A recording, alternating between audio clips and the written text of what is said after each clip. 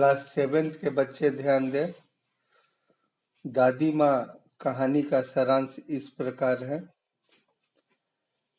लेखक शिव प्रसाद सिंह ग्रामीण परिवेश का सही आकलन कर हम मध्यम वर्गीय परिवार के साथ एक आप बीती की झलक को दर्शाया है। परिवार बहुत ही छोटा है। परिवार में दादी माँ है और उनके एक पुत्र है और एक पोता है। कहानी के मेन व्यक्ति यानी प्रमुख व्यक्ति 3 ही हैं। सारांश पर ध्यान दें। लेखक का मन अशांत रहना,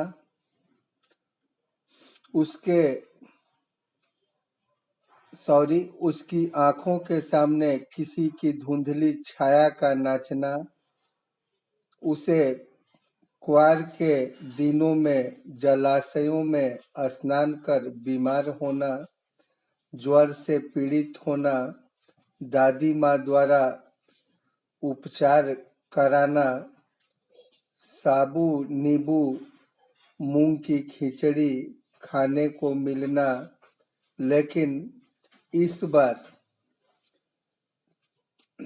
लेखक को गंभीर ज्वर लगना और रजाई डालने से भी ज्वर देर से उतरना, किशन भैया की शादी में दादी माँ द्वारा सभी चीजों का समुचित प्रबंध कराना, दादा की मृत्यु होना, दादा के श्राद्ध में अधिक व्यय होना,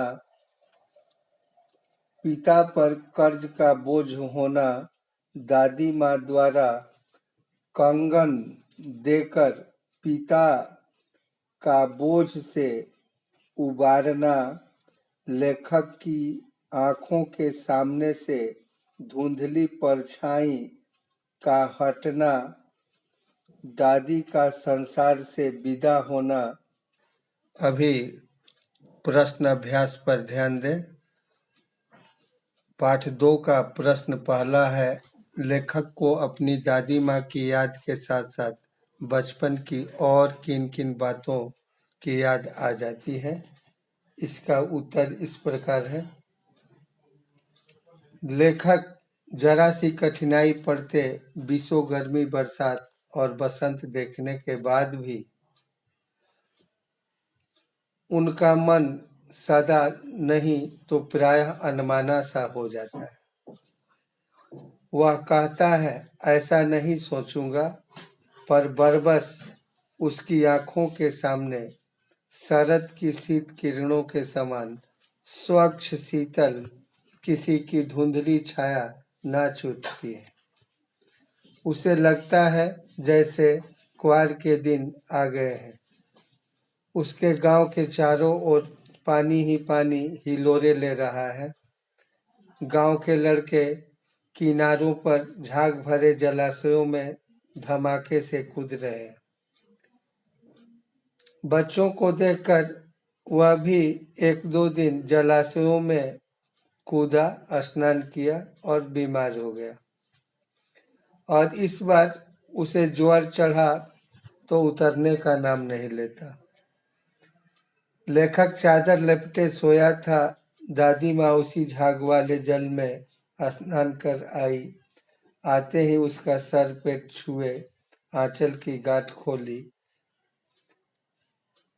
खोलकर किसी अदृश्य शक्तिधारी के चबूतरे की मिट्टी मुंह में डाली, माथे पर लगाई। कभी पंखा झलती, कभी जलते हुए हाथ पैर कपड़े से सहलाती, सर पर दालचीनी का लेप करती और 20 बार छू छू कर ज्वर का अनुमान करती। दूसरा आंसर पर ध्यान दें।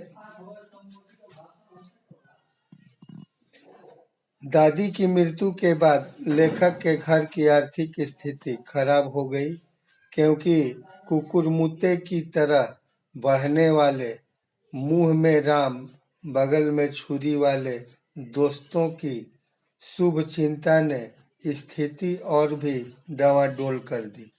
दादा के श्राद्ध में दादी माँ के मना करने पर भी पिताजी ने जो अतुल संपत्ति व्यय की, वह घर की तो थी नहीं।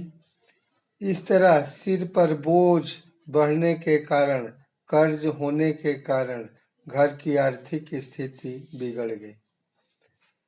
क्वेश्चन नंबर 3 के आंसर पर ध्यान दें। दादी माँ तो औरत थी, लेकिन उनके अंदर पुरुषों जैसा साहस था। विपत्तियों में धैर्य रखना, कठिन से कठिन स्थिति में अपने संतुलन को बनाए रखना,